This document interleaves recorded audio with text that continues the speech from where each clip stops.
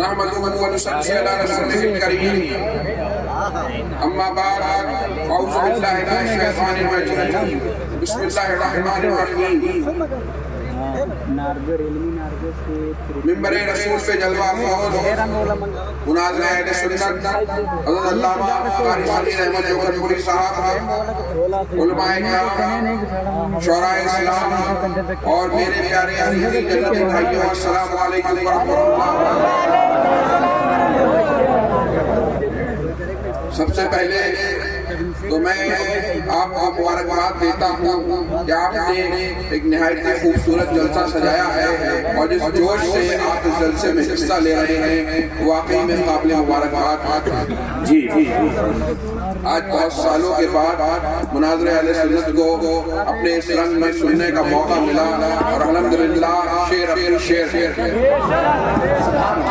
اس میں آتے ہیں 10 منٹ گفتگو کرتے ہیں، لیکن کیونکہ وہاں پر صاحب سے زیادہ موجود ہوتے ہیں تو یہاں انداز دوسرا ہوتا ہے اور یہاں الحمدللہ انداز دوسرا۔ حضرات گرامی، ہماری خانقاہ کا نعرہ ہے، میں آپ سے 15 منٹ کے قریب گفتگو کروں گا انشاءاللہ کہ آدھی روٹی کھائیے بچوں کو پڑھائیے، آدھی روٹی کھائیے بچوں کو پڑھائیے اور سب سے پہلے فرض علوم سکھائیے، یعنی فرض علوم یعنی وہ علوم جو ضروری اسلامی علوم ہمارے لیے سیکھنا ضروری۔ ہمیں اپنے بچوں کو بہترین تعلیم لینی ہے اور اس میں سب سے پہلے اسلامی تعلیم سے اپنے بچوں کو روشناس کرانا ہے۔ کم سے کم اتنی ضروری تعلیم کی ہمارے لیے ضروری ہے، اس کا جاننا اپنے بچوں کو سکھانا ہمارے لیے ضروری ہے، یعنی اللہ رب العزت کے بارے میں کیا عقائد ہونے چاہیے، رسول پاک صلی اللہ علیہ وسلم کے بارے میں کیا عقائد ہونے چاہیے، صحابہ کے بارے میں کیا عقائد ہونے چاہیے، اہل بیت کے بارے میں نماز کے مسائل معلوم ہونا چاہیے، روزے کے مسائل، حج کے، زکوٰۃ کے اور اپنے ضروری مسائل کو جاننا ہمارے لیے بہت ضروری۔ سب سے پہلے اپنے بچوں کو ضروری علم دین سکھائیے، یہ وقت کی سب سے اہم ضرورت۔ ایمان ہماری سب سے بڑی قوت ہے، ہماری سب سے بڑی دولت ہے، اس کی حفاظت ہمارے لیے بہت ضروری۔ آج مختلف جگہوں سے ایمان پہ حملے ہو رہے ہیں، ہمیں اپنے ایمان کی حفاظت کے لیے اپنے گھر کے ہر بچے کو ضرورت کے مطابق علم دین سکھانا ہوگا، اس کے بعد ہمیں علم دنیا میں اپنے بچوں کو مضبوط کرنا ہوگا، کیونکہ یہ دنیا یہ ہمارے لیے بنائی گئی ہے اور ہمیں سکھایا جاتا ہے کہ ربنا آتنا فی الدنیا حسنۃ وفی الآخرۃ حسنۃ، اور ہمارے شریعت کا شعر ہے کہ دین و دنیا کی ہمیں برکات دے، برکات سے عشق جمع کے واسطے۔ حضرات گرامی، ہمیں اپنے بچوں کی تعلیم کے لیے بہترین سے بہترین کوشش کرنی ہوگی۔ سب سے پہلے انہیں ضروری علم دین سکھانا ہوگا، اس کے بعد اپنے بچوں کو بہترین سے بہترین تعلیم دلانی ہوگی۔ جو بھی آپ ہماری حیثیت ہے اس حساب سے ہمیں کوشش کرنی ہے کہ ہم اپنے بچے کو بہترین تعلیم دلائیں، کیونکہ اس وقت جو زمانہ چل رہا ہے، جو مسلمانوں کے حالات چل رہے ہیں، پوری دنیا میں جو ہمارا دور چل رہا ہے تو دیکھ رہے ہیں کہ اگر ہم پیچھے ہیں تو تعلیم میں پیچھے ہیں، اس کی وجہ سے ہمیں پریشانیاں اٹھانی پڑ رہی ہیں۔ آج جو ممالک جن کی مٹھی پر آبادی ہے، انہوں نے اگر آج ٹیکنالوجی میں اور علم میں ترقی کر لی ہے تو آج مسلمانوں کے دل کا ظلم کر رہے ہیں۔ ہر مسلمان کا دل جو ہے وہ آج ہو رہا ہے جس طریقے سے بیت المقدس میں اس وقت 4 دیواری میں گھیر کر مسلمانوں پر کیمیکلز گرائے جا رہے ہیں، ہزاروں مسلمان شہید کر دیے گئے ہیں، بچے شہید کر دیے گئے ہیں، ہر مسلمان کا دل رو رہا ہے۔ اور دیکھیے کس طریقے سے نظارے کرتے اسلامی ممالک جو اس کے قریب ہیں وہ ہاتھ باندھ کے کھڑے ہوئے ہیں، ان کی یہ ہمت بھی نہیں ہے کہ وہ زبان کھول سکیں۔ اس کی وجہ یہ ہے کہ ہم نے اپنے آپ کو علم میں کمزور کر دیا ہے۔ حضرات گرامی، ہم وہ قوم ہوا کرتے تھے کہ جس نے جو ہے علم کی آبیاری کی تھی۔ ہمارے یہاں ایسے ایسے مدارس ہوا کرتے تھے، مدرسہ نظامیہ کا ذکر کر رہا ہوں میں، ایسے ایسے مدارس ہوا کرتے تھے جس میں 18 ہال ہوا کرتے تھے، ایسا ایک ہال ہوا کرتا تھا جس میں ایک وقت 10,000 طلبہ جمع ہو جایا کرتے تھے، یعنی 10,000 اسٹوڈنٹ ایک وقت پر پڑھنے کے لیے جمع ہو جایا کرتے تھے۔ ایسے ہمارے بغداد میں، قرطبہ میں اور نہ جانے ہمارے کتنے مدارس ہوا کرتے تھے، ایک شہر میں ہمارے 10 مدارس ہوا کرتے تھے۔ عالم اسلام میں ہزاروں مدرسے چل چل رہے ہوا کرتے تھے. ہمارے مدارس میں ایسے ایسے ہال ہوا کرتے تھے, ایک ہال میں 10-10 ہزار طلبہ جمع ہو جایا کرتے تھے. وہاں علوم دینیات پڑھائے جاتے تھے, سکھائے جاتے تھے. اس کے علاوہ گھڑ سواری بھی سکھائی جاتی تھی, اور تیراکی بھی سکھائی جاتی تھی, اور تیر اندازی بھی سکھائی جاتی تھی, اور علوم دنیا بھی سکھائے جاتے تھے. وہاں میتھس اور ایسٹرونومی اور جیوگرافی بھی سکھائی جا رہی ہوتی تھی. وہاں پر جو ہے سنسکرت بھی سکھائی جا رہی ہوتی تھی, فارسی اور یہودیوں کی زبان بھی سکھائی جا رہی ہوتی تھی. ہم جو ہے علم پہ قابض تھے اور پوری دنیا میں قابض تھے. ہماری یونیورسٹیوں میں یورپ کے بادشاہ اپنے شہزادوں کو بھیجا کرتے تھے, سفارش کا خط لے کر ہماری یونیورسٹیوں میں بھیجا کرتے تھے, اور شیخ الجامعہ سے عرضیاں لگاتے تھے کہ میرا بچہ, میرا یہ شہزادہ اگر آپ کی درجہ میں تعلیم حاصل کر لے تو وہ بھی کسی لائق ہو جائے گا. ایسی ایسی ہماری لائبریریاں ہوا کرتی تھی. ہم وہ پڑھنے والی قوم تھے, ہم ایسے رسول کے ماننے والے ہیں جنہوں نے ہمیں علم حاصل کرنے کی جو ہے کی طرف اشارہ فرمایا ہے. ہم ایسی پڑھنے والی قوم ہوا کرتے تھے. ہمارے پاس ایک شہر میں 70 لائبریریاں ہوا کرتی تھی. ہماری ہر بڑی اور چھوٹی مسجد میں لائبریریاں ہوا کرتی تھی. ہماری ایک لائبریری میں 20 لاکھ کتابیں ہوا کرتی تھی, 18 لاکھ کتابیں ہوا کرتی تھی, 6 لاکھ کتابیں ہوا کرتی تھی. ان کتابوں کا فہرست بنانے کے لیے 44 جلدوں کی فہرست بنا کرتی تھی. ہم ایسے پڑھنے والے لوگ تھے. ہمارے خلفاء کے ایجنٹ جو ہے پوری دنیا میں پھیلے ہوا کرتے تھے. اگر کوئی بڑا عالم ہمیں مل جاتا تھا تو اس کو اپنے دربار میں بلا کے جگہ دے دیا کرتے تھے, عزت دے دیا کرتے تھے. اگر کہیں پہ کوئی بڑی کتاب لکھی جاتی تھی تو اشرفیہ لے کے گھوم رہے ہوتے تھے, وہ کتاب کو حاصل کر لیتے تھے, علم کی پذیرائی کرتے تھے.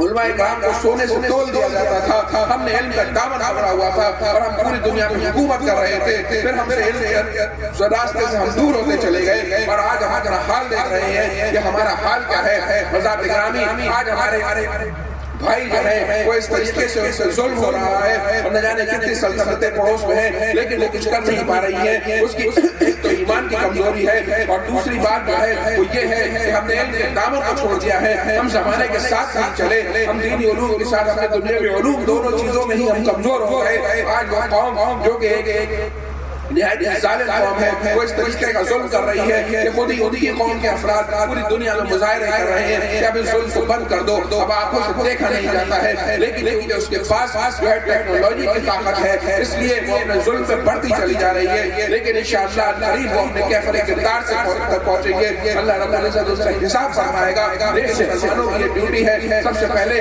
ہمیں اپنے بھائیوں کے لیے دعا کرنی ہے. ہر نماز میں اپنے ایمانی بھائیوں کے لیے دعا کرنی ہے. اللہ تعالیٰ جلد از جلد اس ظلم کو داستان کے ساتھ ختم فرمائے اور ظالموں کو کیفر کردار تک پہنچائے. ہمیں کوشش کرنی ہے کہ ان کی کمپنیوں کے بنائے ہوئے جو پروڈکٹس ہیں, آپ دیکھ رہے ہوں گے یہ لسٹیں عام ہو چکی ہیں.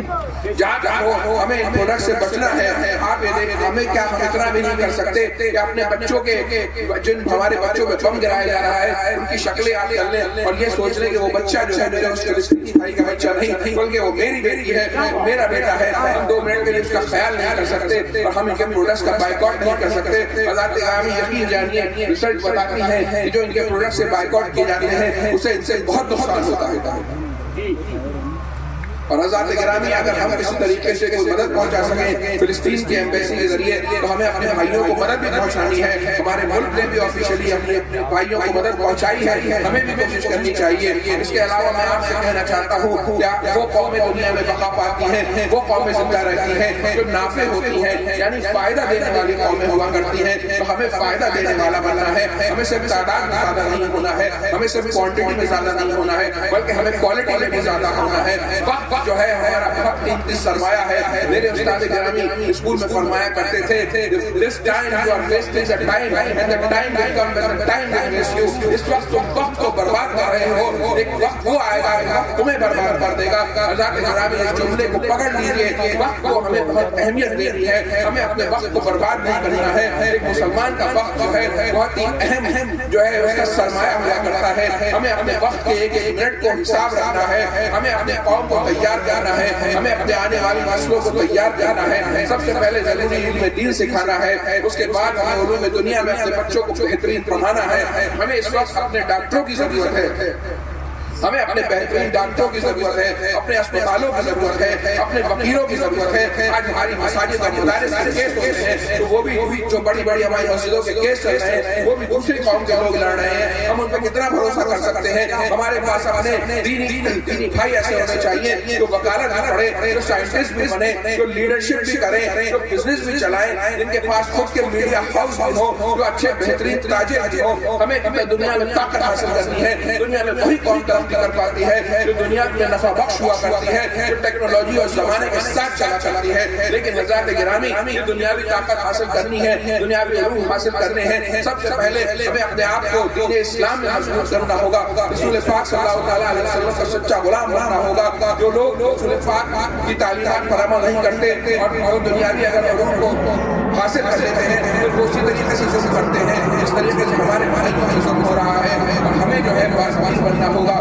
باکردار بننا ہوگا، اللہ اور رسول کا وفادار بننا ہوگا، اپنے بھائی کا وفادار بننا ہوگا، اپنی تجارت کی برکت کی دعا کرنی ہوگی، ایمانداری سے تجارت کرنی ہوگی۔ ہم جس بھی کام کو کرتے ہیں اسے ایمانداری سے کریں، اللہ سے اس کو برکت کی نیت سے کریں، ہم اس نیت سے کریں کہ اللہ مجھے برکت دے گا تو میں اس میں اپنے قوم کی خدمت کروں گا، اپنے بھائیوں کی خدمت کروں گا۔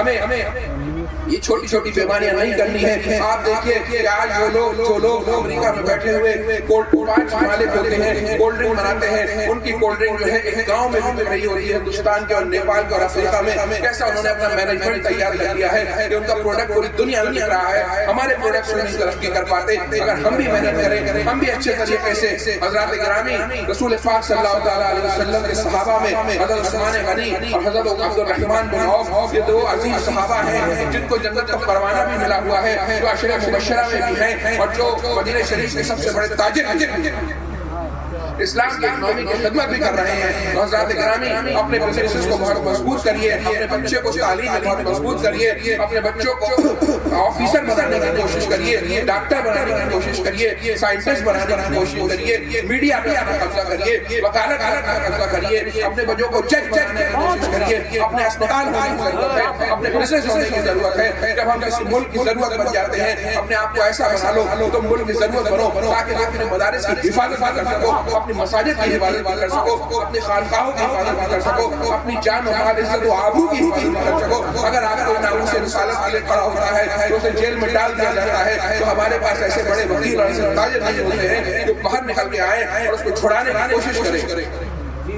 حضرات گرامی، اللہ تعالیٰ کی دی ہوئی یہ جو اولاد ہے یہ ہماری بہت بڑی نعمت ہے۔ جن بھائیوں کی اولاد نہیں ہوتی ہے وہ روتے ہیں اور دعا کراتے ہیں، اللہ تعالیٰ جو بے اولاد ہے تو صاحب اولاد فرما دے، لیکن جنہیں اللہ رب العزت نے اولاد فرمائی ہے یہ ایک بہت بڑا آپ کے لیے سرمایہ ہے، یہ ایک بہت بڑی نعمت ہے۔ اس کے بارے میں آپ سے سوال ہوگا، تربیت اولاد یہ بہت بڑا ہمارا خزانہ ہے، ایمان کی دولت کے بعد یہ ہماری اولاد ہمارے لیے بہت بڑا خزانہ ہے۔ اس کے لیے ہم سے سوال ہوگا، ہمیں اپنے بچوں کو بہترین تربیت دینی ہے، بہترین تعلیم و تربیت دینی ہے۔ یہ بچے ایک پودے کی طرح ہوا کرتے ہیں، ایک پودے کی حفاظت کے لیے ہمیں جو ہے خراب چیزوں کی کاٹ چھانٹ کرنی ہوتی ہے، اس میں کھاد بھی لگانی ہوتی ہے، اسے پانی بھی دینا ہوتا ہے، اسے دھوپ بھی دینی ہوتی ہے، اسے وقت بھی دینا ہوتا ہے، اسے کیئر بھی دینی ہوتی ہے، اس کی پرورش بھی کرنی ہوتی ہے، تب جا کر ایک پھلدار اور تناور درخت بنتا ہے۔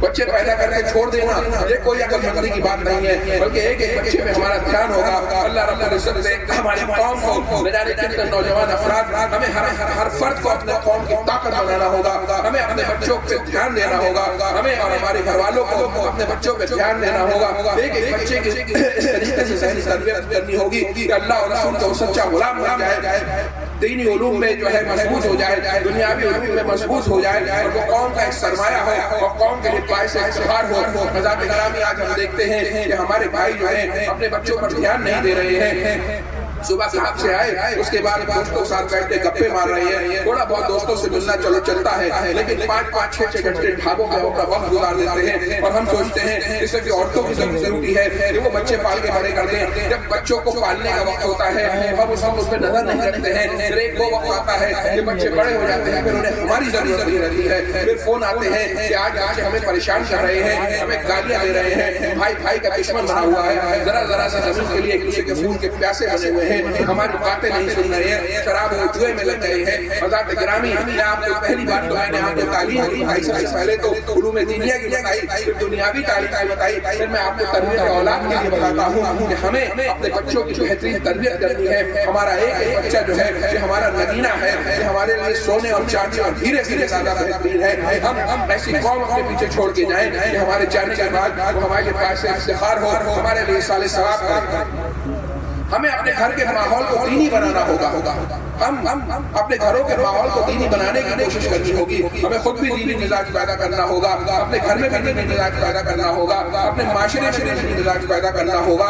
ہمیں اپنے گھر میں دین کا ماحول بنانا ہوگا. سوچیے اگر ہم خود نماز نہ پڑھیں ہم کیسے یہ سوچ سکتے ہیں کہ ہمارا بچہ نمازی اور پرہیزگار ہو جائے گا. روزے کا زمانہ آتا ہے, میں دیکھتا ہوں کہ 80 سال کے ایسے بوڑھے ہیں جو ایک روزہ نہیں چھوڑ رہے ہیں, 12 سال کے بچے ہیں جو شوق سے روزے رکھ رہے ہیں, لیکن ہمارے بہت سے ایسے 35 سال کے جوان ہوتے ہیں جن کے منہ سے گندے گندے پان کی پی پہ ٹپک رہی ہوتی ہیں. حضرات گرامی, وہ قوم کیسے کرے گی جو اسلام کے فرائض کو بھی پورا نہ کرے؟ ہم اپنے گھر کے ماحول کو کیسے اسلامی بنائیں گے اگر ہم خود اپنی اصلاح نہ کریں؟ حضرات گرامی, آج اگر ہم خود نماز نہیں پڑھتے ہیں تو ہم کیسے امید کر سکتے ہیں کہ ہمارے بچے ہمارا ایصال ثواب کریں گے؟ جب نمازی نہیں پڑھے گا, جب دعائی نہیں کرے گا تو اسے ہماری یاد کہاں آئے گی؟ نہیں قبرستان میں جا کے پڑے ہوں گے, بچہ ایصال ثواب نہیں کر رہا ہوگا کیونکہ بچہ تو بے نمازی ہے. ہر سال میں ابھی اسے عید پہ یاد آ گیا تو غلطی سے آ کے آپ کو سلام کر جائے گا. لیکن ہمیں ایسی جنریشن تیار کرنی ہے, ہمارے ایصال ثواب کا انتظام نہیں ہوگا. ہمیں اپنے بچوں کو بہترین تربیت دینی ہے, علم میں اپنے آپ کو مضبوط بنانا ہے, اپنے قوم کو مضبوط بنانا ہے, اور آپ رسول پاک صلی اللہ علیہ وسلم سے اپنے غلامی کے رشتے کو بنانا ہے.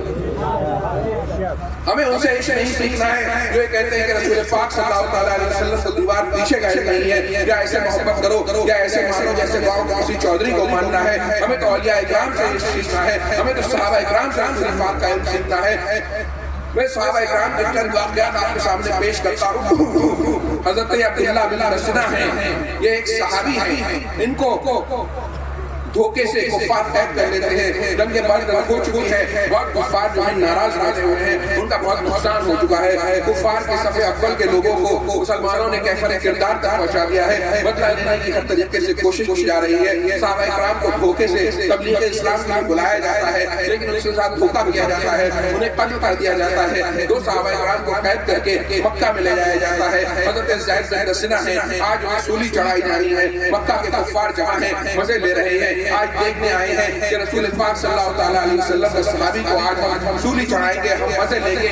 ان کو سولی پر لایا جاتا ہے. حضرت ابو سفیان جو ابھی تک اسلام نہیں لائے ہیں پوچھتے ہیں ایک بات بتاؤ زید ہے, نعرہ تکبیر, نعرہ رسالت, مسلک اعلی حضرت, فیضان محررہ, فیضان محررہ, زیادہ حضور امین ملت.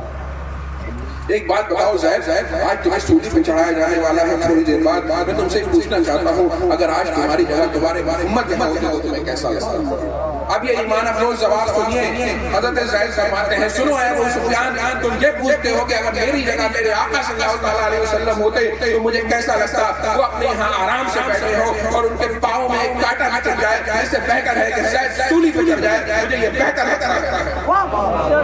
یہ وہ ایمان افروز صاحب ہے, یہ ہمیں صحابہ اکرام سے سیکھنا ہے. اب حضرت ابو سفیان فرماتے ہیں, میں نے بہت سے عاشق دیکھے لیکن محمد کے عاشقوں سے عاشق. جنگ اور چل رہی ہے, یہ خبر اڑ جاتی ہے کہ رسول پاک صلی اللہ علیہ وسلم کی شہادت ہو گئی ہے. صحابہ میں افراتفری کا عالم ہے. ایک صحابیہ جو ہے وہ دوڑتی ہوئی آتی ہیں, راستے میں انہیں بتایا جاتا ہے کہ سنو تمہارے والد کو شہید کر دیا گیا. کہتی ہے یہ بتاؤ کہ محمد کیسے ہے؟ پھر انہیں بتایا جاتا ہے کہ سنو تمہارے بھائی کو شہید کر دیا. کہتے ہیں یہ بتاؤ محمد کیسے ہے؟ پھر بتایا جاتا ہے کہ والد کو شہید. تو آپ سے دیکھیے حضرات گرامی, جب انہیں معلوم چلتا ہے کہ رسول پاک صلی اللہ علیہ وسلم بخیر و عافیت ہے تو کہتے ہیں اگر محمد صلی اللہ علیہ وسلم سلامت ہے تو سارا جہاں سلامت ہے. یہ صحابہ کرام کا عشق کا معیار ہے. ہمیں صحابہ کرام سے رسول پاک صلی اللہ علیہ وسلم کی محبت سیکھنی ہے. اپنے آپ کو مضبوط کرنا ہے، ہمیں اس قوم کو مضبوط بنانا ہے. جو حالات ہمارے چل رہے ہیں پوری دنیا جو ہے ہمیں نیچا دکھانا چاہتی ہے، لیکن اگر ہم ایماندار ہیں، اللہ سے اور اس کے رسول صلی اللہ تعالیٰ علیہ وسلم سے ایماندار ہیں، اور اگر ہم علم دین حاصل کر رہے ہیں، علم دنیا حاصل کر رہے ہیں حضرات گرامی، تو انشاءاللہ اگر ہم اپنے آپ کو مضبوط بنا لیں تو کوئی ہماری پیٹھ کو زمین سے نہیں لگا سکتا. بس ضرورت اس بات کی ہے کہ ہمیں پلاننگ سے آگے بڑھنا ہے، اپنے ایک ایک بچے پہ دھیان دینا ہے، اپنے گھر کے ماحول پہ دھیان دینا ہے. ہمیں اپنے بھائیوں کے لیے تو دین سیکھنے کا جمعے کے دن تھوڑا بہت موقع مل جاتا ہے، ہماری بہنوں کے لیے دین سیکھنے کا انتظام نہیں ہو پاتا ہے. حضرات گرامی، ہمیں اپنے ہر محلے میں، ہر شہر میں، ہر قصبے میں 15-15 دن پہ اجتماع مقرر کرانے ہوں گے. ہمیں اچھے عالمات کو بلانا ہوگا. 1 گھنٹے کے لیے اگر آپ بلائیں تو بہت مشکل کام نہیں ہے. ہمارے پاس اپنے گاؤں میں اسکول بھی ہوا کرتے ہیں، بڑے بڑے ہال ہوا کرتے ہیں. اگر اپنی بہنوں کے لیے کوئی دینی پروگرام رکھیں تو ہماری بہنیں بھی دین سیکھیں گی. جب ان کا ماحول دینی ہوگا تو ہمارے پورے خاندان کا ماحول دینی ہوگا. اس میں کوئی پیسے کا خرچ تو نہیں ہے. آپ لوگ یہ نیت کر لیں کہ ہمیں ہر ہفتے ہی نہیں تو 15 دن ہی تو کم سے کم 1 مہینے پر دینی پروگرام لیڈیز کے کرانے ہیں، اپنی بچیوں کو بھی دین مضبوط کرانا ہے. حضرات گرامی، اپنے مکاتب کو مضبوط کریے، یعنی مکتب جہاں پر بنیادی دینی تعلیم کی شروعات ہوتی ہے، اس کو آپ مضبوط کریے. ہمارے مکاتب، ہمارے مدارس ہماری قوم کی ریڑھ کی ہڈی ہیں. یہ مدارس سلامت ہیں تو ہم سلامت ہیں، یہ مدارس سلامت ہے تو یہ قوم سلامت ہے، ہمارا ایمان سلامت ہے، ہماری جان سلامت ہے. یہ مدارس کی اور علماء کی دین ہے کہ آج ہندوستان میں ہم دیکھ رہے ہیں جب اسلام کمزور ہوتا ہے علماء اکرام اور صوفیاء کرام آگے آتے ہیں اور دین کی حفاظت کرتے ہیں. ہمیں اپنے علماء کی خدمت کرنی ہے، اپنے علماء کی عزت کرنی ہے. ہر خاندان میں ایک بہترین عالم پیدا کرنے کی کوشش کریے، ایک بچی کو عالمہ بنانے کی کوشش کریے. یہ کوئی بہت مشکل کام نہیں ہے. آپ کے علاقوں میں تو مدرسوں کی لائن لگی ہوئی ہے، ادھر سے لے کر اور وہاں تک مدرسوں کی لائن لگی ہوئی ہے.